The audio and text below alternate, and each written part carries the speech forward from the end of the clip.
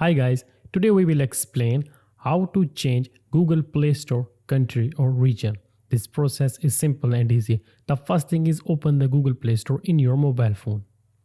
Once it will be open, take a look on the right top. You will see your profile icon. Just click on it and then click on this option payments and subscription and click on the first option payment method. Now click on this option more payment settings. Then it will redirect to the browser. Here simply click on these three lines which are on the left top and tap on this option settings.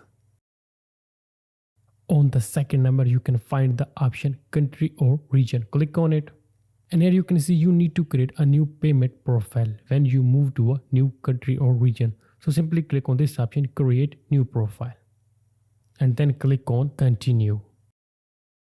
Click on this arrow and here choose your desired country which you want to change in Google Play Store, and it was the way by which you can do it quickly.